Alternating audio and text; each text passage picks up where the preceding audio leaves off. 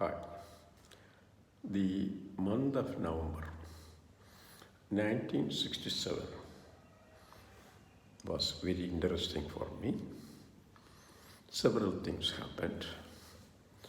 For one thing, by middle of November, I get a letter from home stating that I have been asked to appear for an interview in the University of Kerala for appointment to the lecturer's post for which I had applied earlier in the year. Then the second thing is about the exploratory drilling. We have been drilling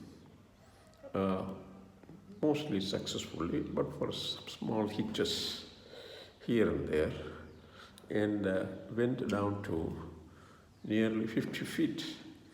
And by that time, we hit a layer of bauxite. And I told my driller that, Mr. Nair, we will stop drilling further here, and we will inform the directorate and geologist, Mr. Nair, that we have hit a bauxite would require us to quit drilling. You may come and inspect the situation. So this communication was, of course, in my letter only. And Mr. Ivan Nair came down to the Muthuvillakada camp and inspected, the cuttings, etc. in the well site, and agreed that it is bauxite. And then I said, for geological reasons, sooner than later we'll be hitting the bedrock or, lithomarge. Instead of lithomargic clay, it is actually a lithomargic bauxite that we have. But remember, I told in an earlier episode that I brought down Mr. K.V. Paulos of the Geological Survey of India to have a look at the boulders, not boulders, actually pebbles and cobbles of bauxite on the shoreline of the Chittumala Kayal, or the Kayal that is on the east side of our property where we were drilling. Anyway, so Ivan Nair agreed that we will quit drilling, and then the question was, are we going to drill in another site? And for which Mr. Nair told that he will inform the situation to the director and then make a decision finally whether to shift the machine in the camp to another site or whatever. I also requested Nair that I am planning to attend the interview on the second week of December on Tuesday, and I need 3 days of casual leave to appear for the interview, and tendered my request for casual leave to Mr. Nair, and Nair said, I will definitely recommend this letter, but I am not sure whether you will be able to, director will agree to it. But luckily, there is also coincidentally a decision to quit drilling and look for a next place. But those days, budgetary provisions were very thin and skinny for exploration work, because the drilling in another site, that takes a lot of money, minimum 20,000 rupees for going down to 50 feet. If I took the example of Muthuvillakada, which probably is not easily available, with the budgeted amount of the Department of Geology. Okay, that was also, I won't say it is a plus point, but it is a moot point. Anyway, once Ivan Nair went away from the camp, in another day or two, we get a letter stating that we are closing down the camp and moving back to headquarters office.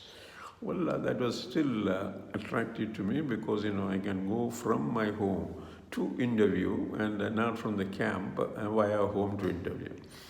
So Ivan Nair then came down to our camp in Muthuvillakada by the last week of November, And then, arrange for the shifting.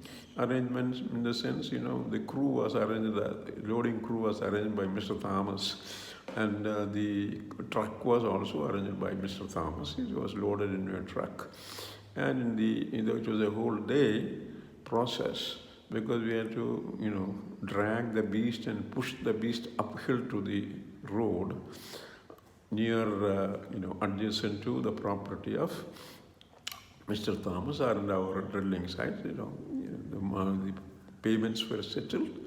We took leave of Mr. Thomas. Mr. Thomas thanked him profusely, personally also.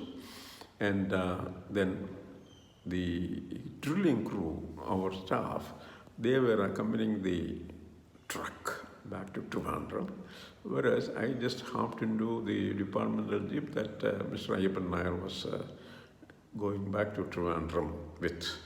Anyway, by about 8 o'clock, I reached the home in the evening. And of course, it was a Saturday. Sunday was a holiday anyway. Then Monday was a day of rest, and Saturday, Sunday, and Monday I had enough time to stay home and go through my notes and memories of the class, the lab work, etc., etc. I brushed up and made up to date in optics, in Charnakite problem, in the condolites, in the tertiaries of Kerala, bauxite and china clay, etc., etc. Because china clay and bauxite was something I was involved in currently those days. Anyway, then the following Tuesday, in the next week, following Tuesday was not the day, and what I did was I had enough time, 3-4 days to get ready with the preparations. And one of the things I did in the office on the next day was of arrival, that is first Monday of the next month, was to supervise unloading of the truck and the storing of the equipment, drilling machine, and so on and so forth in a store of the Department of Geology that used to be those days near the Trivandrum Tennis Club in the Kavaliyaravil Avenue Road. Okay, yeah, right, fine. Then in the evening, of course, there was a usual day. I gave my report within the next couple of days, and especially the financial statement, etc. That was not very difficult because we have been keeping the day-to-day going off of money or expenditure, and we had a cash book, so to speak. Daily cash book is a register where you put all the entries regarding the money that goes out and on what account, etc., etc., and the corresponding voucher number. It's a government practice, an auditor's, accountant's practice. So the second week was the important week for me in December, and Tuesday was the D-Day. And what about it? That was the day of my interview, second time, for the post of a lecturer in geology in the University of Kerala. I was not sure whether I will get in or out, or rather whether I will get in, or maybe I will not getting in, so to say. And notwithstanding, I just got myself ready mentally and content-wise, etc. And went to the university office in the morning by taking a bus from home, Ambalamukka to Palayam, and reaching the office building by about 10 o'clock. And the doorman there in the university building, he just guided me to the place where I had to be waiting for the interview. And that is actually a visitor's room adjacent to the VC's office on the second floor of the south wing of the university complex. When I walked into that room, it's a fairly large room, and I saw at least 9 or 8 people already there. And all of them were not Malayalis. They were from Karnataka state. In other words, those days it was called Mysore, and also from not from Tamil Nadu, but from Madras, because those days the state was named as Madras State. So from Madras State, there were guys from the Madras University as well as Annamala University, and I just chatted with them. And then during that process, parallelly the verification of the documents were going on by the the staff of the university. When my turn came, I also gave my documents for verification. And then I saw Mr. P.K. Thampi, good friend of mine, and R. Krishnanath, late now, walking in. Krishnanath was those days a lecturer in geology in the Department of Geology of the University College, Thrivikramji. Whereas Thambi was an instructor in geology in the Department of Geology, University of Kerala, like I was in 1966 early part. So wished each other, greeted each other, and Krishnanath in his own style, "Hi Vicky," like that he said. And then, we were all waiting for the interview. My name was as it started with T, letter T alphabet. I knew that I will be probably the last, or my turn will be toward the end of the interview session. So by about 11:15, interview began. The guys, based on the alphabetic order, were going in. Some people were sitting there for 10 minutes, 12 minutes. Others were walking out of the interview room within 5 minutes, etc. Finally, Krishnanath went in, and then Thambi also went in, because Karthikeyan, Thambi and Krishnanath. And when I looked around, I was the only guy left behind to be seen, because my name started with Thrivikramji. Well, when my turn came, it was close to, I would say, past 12:30, something like that. I walked in, and I saw very familiar faces. For example, Professor A. Abraham, Professor Menon, and Professor Vishwanatha. I have seeing Mr. Professor Vishwanatha for the second time in the interview, and third time in my, as a student of geology, or later as a postgraduate in geology. And then another person whom I have not seen. Then, of course, there was yet another person looking like a Malayali, but not known to me at all. But then our Chancellor was very familiar, Samuel Mathai, because he chaired the previous interview session also in 1 year ago, or slightly more than 1 year ago.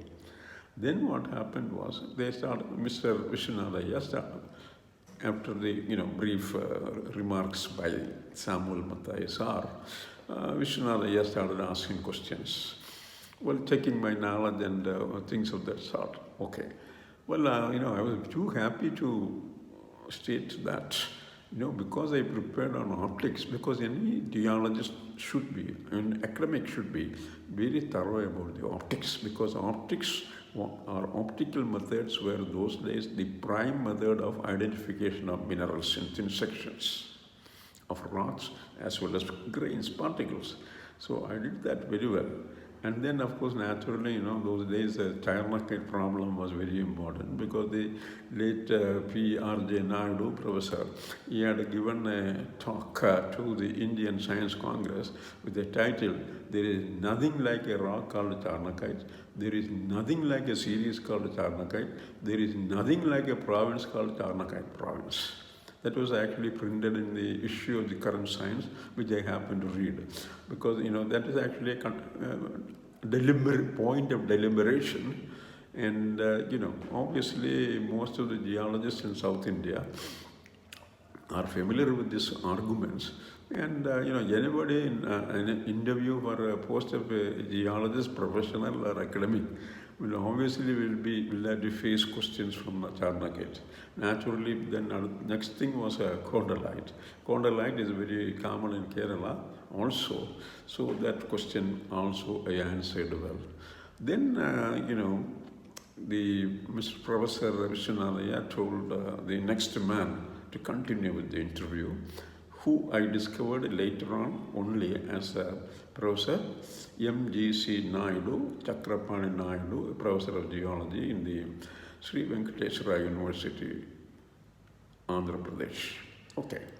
Then this gentleman was asking me about the chemical weathering and about what is called how kyanite forms, how bauxite forms, and so on and so forth. I answered all those satisfactorily because I was at that point in time involved with the exploration of China clay and so on and so forth. The next question was posed by a gentleman who I later discovered as the principal of the agricultural college those days, Professor Nair. And this gentleman asked me only one question. His question was, why is it that there is a deficiency of potassium in the soils in Kerala, and rather not only in Kerala, all over India, and why this potassium we add as part of our fertilization program? I answered correctly the question because potash feldspar is the only source of natural source of potassium. Well, the interview was, and then I was asked to leave. They told good luck, and Vice Chancellor nodded his head, and I walked out. When I walked out, I didn't see anybody except one Tamil boy or Tamil young man who was waiting to look for somebody related to him who was working in the university office. I took leave of him, and then, like it was 1:30, I just walked over to Palayam, took a bus, I went to home, and reaching home by, say, 2 o'clock at lunch. Then I took rest, and it was a long time for me because I was in the camp that I wanted me to go out for a stroll in the streets of Thrivikramji. So mainly, what is the street? The street is from Palayam to Eastford. When I was in the Spencer's Junction by around 4:30, Professor Krishnan Nair's car came and stopped ahead of me, and he honked, and I went into near the car on the driver's side, and then Krishnan Nair said, "Hey, Vikraman, Menon was looking for you, Vishwanatha was looking for you. Where did you go? Where did you disappear?" I said, "Sir, I'm sorry, but where would they be now?" "Well, go to Menon's home. They're all there in Menon's home." So I walked down through the Bakery Junction to the Women's College, and finally to Professor Menon's home in the DPA Junction. I knocked at the gate, opened the gate, and got into the compound. I was invited to go in. When I went in there, I see all the three faces: Professor Menon, Chakrapani Naidu, who was introduced as Chakrapani Naidu only there, and of course Professor Vishwanatha, a much familiar person. And then, Professor Vishwanatha asked me, "Hey, Thrivikramji, what do you think of your interview? How did it go?"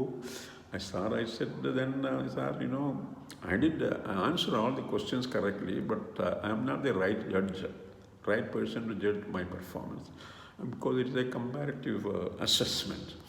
"Yeah, you are right." Then Vishwanatha wanted Professor Menon to, tell me what the outcome of the result was. Then, of course, Professor Menon said, No, you got to do it, Vishwanatha. Then Professor Vishwanatha said, "Hey, Professor Naidu, why don't you break the news?" Then Professor Naidu said, "Well, young man, you have been recommended for appointment as lecturer in geology in the University of Kerala. Wish you good luck." I said profusely, "Thank you, sir, thank you, sir." By that time, Mrs. Menon brought a cup of tea and biscuits.